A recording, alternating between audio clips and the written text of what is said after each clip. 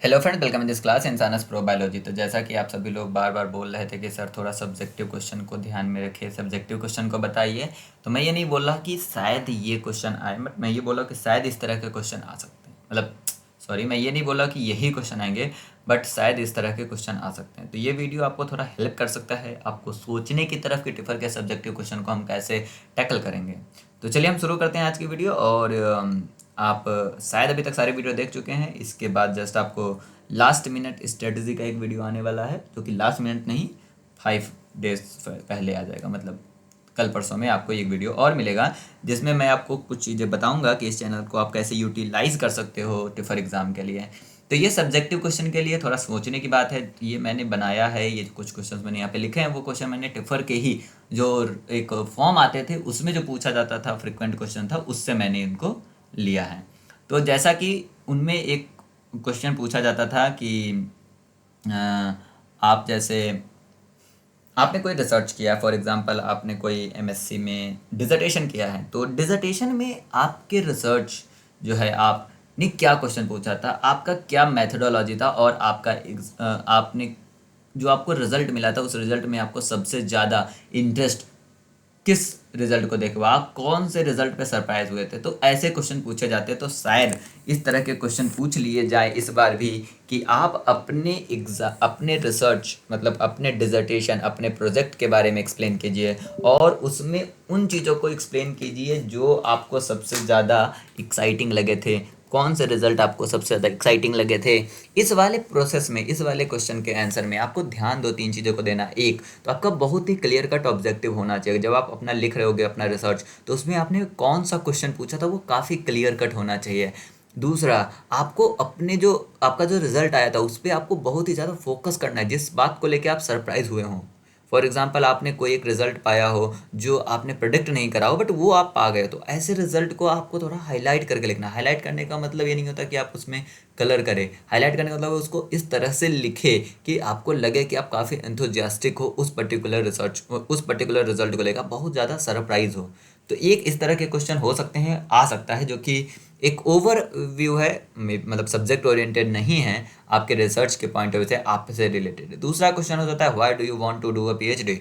ये बहुत ही अच्छा क्वेश्चन है सब्जेक्टिव इवैल्यूएशन के लिए। अगर हमें किसी का सब्जेक्टिव इवैल्यूएशन करना है कि कोई बंदा पीएचडी में क्यों आ रहा है, पैसा के लिए आ रहा है, या वो बंदा चाहता है, वो स्टूडेंट इंटरेस्टेड है पीएचडी के लिए, तो ये सेकंड वाला क्वेश्चन इस चीज़ को इवैल्यूएट करने के लिए होता है कि why do you want to do a PhD. तो ये आपको 100-200 वर्ड में लिखना होता है। तो इसके लिए भी आपका क्लियर माइंड होना चाहिए। अगर आप अपने माइंड से लिखेंगे कि आपको क्यों करना है, अगर आप अपनी बात बताएंगे आपको क्यों करना है, तो डेफिनेटली आपका सिलेक्शन यहाँ पे होगा।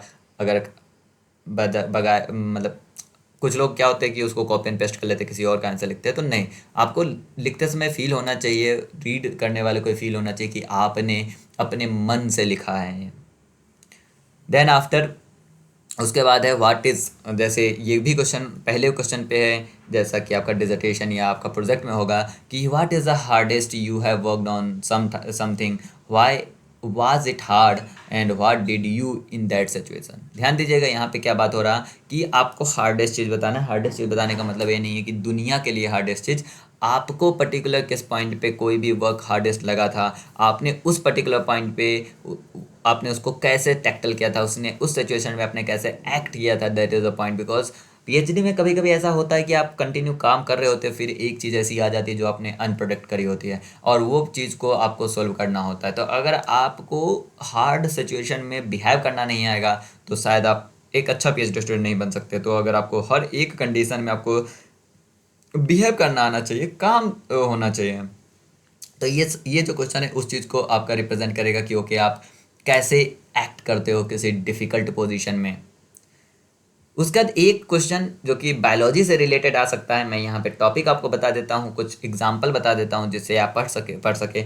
डेफिनेटली मैं इस वीडियो में या इस साल तो मैं इसमें आपका हेल्प कोई नहीं कर सकता, आपको सिर्फ हम टॉपिक ही बता सकते हैं। बट हाँ, आफ्टर दिस एग्ज़ाम आपका जो रिव्यू आएगा कि आपको कितना फ़ायदा हुआ इस चैनल से, उसके हिसाब से मैं अगले साल के बच्चों के लिए, आपके जूनियर के लिए, या जो एमएससी में है, जो दोबारा टिफर का एग्ज़ाम देना चाहते हैं, उनके लिए ये वीडियो का रिव्यू, इस वीडियो का आपका जो इस वीडियो का जो आपका कमेंट्स है वो उन बच्चों के लिए फ़ायदा करेगा। तो आपको याद रखना है, आज तो कमेंट करना ही करना है, साथ में आपको 8 तारीख के शाम को भी आके इस पर्टिकुलर वीडियो पे कमेंट करना है कि सर क्या आया था आपके डिस्क्रिप्टिव क्वेश्चन में, मैच किया था या नहीं किया था। तो ये जो क्वेश्चन 4 नंबर क्वेश्चन जो मैंने लिखा है, ये 4 नंबर क्वेश्चन आपका है कि क्लासिकल एक्सपेरिमेंट बताना है जो कि आपने अपने कोर्स में पढ़ाई करी है या किसी रिसर्च पेपर में आपको दिखा है, और उस क्लासिकल एक्सपेरिमेंट को आपको अपनी ओन लैंग्वेज में, अपनी ओन उसमें राइटिंग में आपको उसको एक्सप्लेन करना है।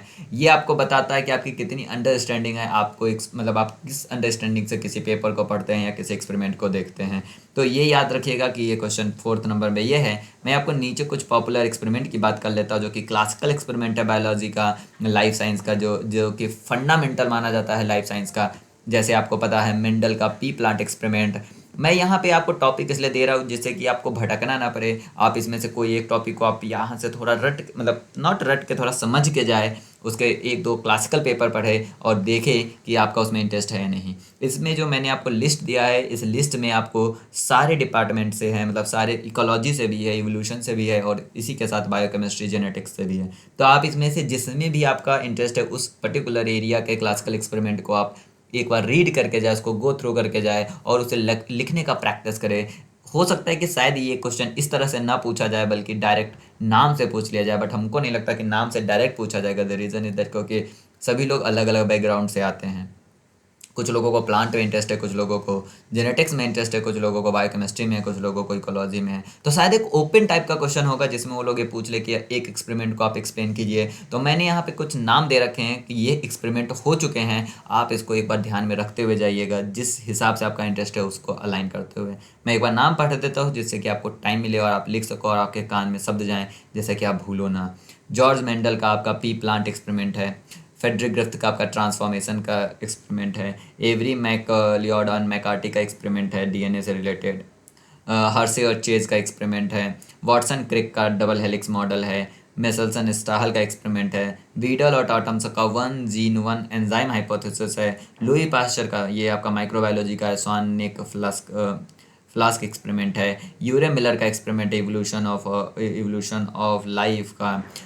नीरेनबर्ग एंड खुराना का जेनेटिक कोड का एक्सपेरिमेंट है। इस एक्सपेरिमेंट में उन्होंने ये खोजा था कि how 61 codon code the 20 amino acid. उसके बाद आपका बिहेवियर का एक है 10 version 4 question.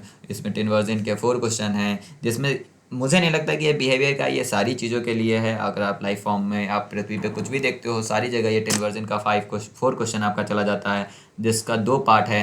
Proximate ultimate cause ultimate के 2 क्वेश्चन है और प्रॉक्सिमेट के 2 क्वेश्चन है, मतलब मैकेनिज्म, इवोल्यूशन, एडॉप्टेशन, इस टाइप के क्वेश्चन है। तो अगर आप बिहेवियर के स्टूडेंट हैं, आपको बिहेवियर में आगे परस्यू करना है पीएचडी या इकोलॉजी में, तो आपको 10 वर्जन का 4 क्वेश्चन को थोड़ा देख के जाना चाहिए। ये आपका डेवलपमेंटल बायोलॉजी का है experiment, Spemann and Mangold organizer experiment. Then evolution का डार्विन फिंचेस, उसको आप थोड़ा पढ़ सकते हैं। फिर आपका इकोलॉजी का है गॉस कॉम्पिटेटिव एक्सक्लूजन एक्सपेरिमेंट। उसके बाद इकोलॉजी का सेम एक्सपेरिमेंट बर्नाकल एक्सपेरिमेंट जो कि कोनल ने करा था। लोटका वोल्टेरा प्रेपेडेटा मॉडल और हार्डी विनबर्ग प्रिंसिपल, ये सब आपका इवोल्यूशन और इकोलॉजी के कुछ एक्सपेरिमेंट है। मैंने आपको 17 एक्सपेरिमेंट यहाँ पे दिया है, आप यहाँ से कोई भी एक टॉपिक को चूज़ करके आप इसको तैयार कर सकते हैं। और आपको अगर बहुत सारे में है तो आप एक बार ऐसे इस एक्सपेरिमेंट को पढ़ भी लीजिए, क्योंकि ऐसे एक्सपेरिमेंट को पढ़ने से आपका क्वेश्चन भी सोल्व हो जाता है आपके जो एग्ज़ाम में आते हैं। तो अभी तक आप लोगों को मैंने क्या क्या बता दिया है, ध्यान से यहाँ पे सुन लीजिए। एक तो मैंने आपके लिए जनरल साइंस पूरा अभी तक मैंने ख़त्म कर दिया, उसमें कोई भी मतलब जनरल सेक्शन आपका टिफर का 2009 से अभी तक जितने भी एग्ज़ाम हुए थे, एक भी क्वेश्चन मैंने अभी तक उसमें मिस नहीं करा है। आपको किसी भी क्वेश्चन में कहीं भी दिक्कत होती है तो आप इसी वीडियो में चाहे तो कमेंट कर सकते हैं। आप एक नोट्स बना लीजिए कि ओके सर, इस साल के इस क्वेश्चन में मुझे दिक्कत है, आप क्या इसे दोबारा एक्सप्लेन कर सकते हैं, मैं एक्सप्लेन कर दूंगा। दूसरा, आपको 2-3 चीज़ें ध्यान देने की ज़रूरत है। एक, मेरे ही चैनल पर पिछले साल मैंने एक बोनस वीडियो दिया था और एक मैंने दिया था लास्ट मिनट स्ट्रेटजी। तो बोनस वीडियो आपको देखने की ज़रूरत है, क्योंकि उसमें मैंने फिजिक्स, केमिस्ट्री, बायोलॉजी और जनरल एप्टीट्यूड और मैथ के थोड़े बहुत कंसेप्ट और डायरेक्ट फार्मूला बताए थे, जिसमें 5 से 6 क्वेश्चन जाके मैच भी किया था एग्ज़ाम में। तो आप उसको जाके एक बार रिवाइज कर लीजिए, उसको एक बार देख लीजिए, क्योंकि वो सब वीडियो अगर मैं दोबारा बनाऊंगा तो डेफिनेटली आपका लॉस होगा, क्योंकि मैं सेम चीज़ें दोबारा पढ़ाऊंगा। तो इससे अच्छा है कि आप उसी वीडियो को यूटिलाइज़ कीजिए। सेम कुछ लोगों ने बोला था कि सर लास्ट मिनट स्ट्रेटजी बता दीजिए। लास्ट मिनट स्ट्रेटजी मैं बताऊंगा, पर वो स्ट्रेटजी जो होती है, देखो जितने भी मेरे वीडियो है वो आपका एक्यूमुलेटिव पर्पज़ में होता है। एक्यूमुलेटिव पर्पज़ का मतलब है कि जो पुराना वीडियो उसमें मैं ऐड करके बताता हूँ, तो आपको थोड़ा पुराना वीडियो भी देखते रहना चाहिए। फॉर एग्जाम्पल जो लास्ट मिनट स्ट्रेटजी है 2 साल का मैंने ऑलरेडी अपलोड कर रखा है, तो आप उसको भी एक बार देख लीजिए। मैं नहीं कर रहा था कि आप उसको 1x पे देखें, आप उसको 2x पे देखें, आप उसमें के इंपॉर्टेंट पॉइंट रखें। कुछ चीज़ें वहाँ मैंने बेस जब मैंने उसको तैयार करा था तो उस समय मैंने सोचा था, अब शायद वो मैं इस पर्टिकुलर वीडियो में ना बोल पाऊँ या किसी नेक्स्ट वीडियो में नहीं बोल पाऊँ, बट वो चीज़ें आपका पर्टिकुलर एग्ज़ाम के लिए बहुत ही ज़्यादा इंपॉर्टेंट हो तो आप वैसे वीडियो को देख सकते हो और उसे आप आराम से देख सकते हो। आप इस पॉइंट्स को यहाँ पे नोट कर लो। टोटल 17 जो मैंने आपको एक्सपेरिमेंट दिए हैं, क्लासिकल एक्सपेरिमेंट, क्लासिकल थिंग्स। तो मुझे ऐसा लगता है कि इस तरह के क्वेश्चन आने चाहिए, बेसिक क्वेश्चन, और आपके मतलब बेसिक क्वेश्चन करते हैं कि बायोलॉजी से रिलेटेड क्वेश्चन, लाइफ साइंस से रिलेटेड क्वेश्चन, और मे बी आपसे रिलेटेड क्वेश्चन। तो आपके रिलेटेड क्वेश्चन में डेफिनेटली वो आपसे इंटर्नशिप या प्रोजेक्ट के बारे में पूछेंगे, या आप क्यों पीएचडी करना चाहता है इसके बारे में पूछेंगे। तो thank you for watching this video. Share this video with your friend जो भी टिफर का एग्ज़ाम देने जा रहे हैं, और प्लीज़ यार लाइक कर दिया करो। मैंने देखा है 50% लोग हो, 50% सब्सक्राइबर, 50% सब्सक्राइब नहीं कर रखे हो। अगर आपको फ़ायदा हो रहा है तो मैं रिकमेंड करूँगा कि यार कर दो सब्सक्राइब, क्या ही तुम्हारा जाता है, मुझे बहुत मोटिवेशन मिलेगा इन सब चीज़ों से। चलो फिर bye bye and take care, और पढ़ते रहो, वीडियो देखते रहो। Bye bye.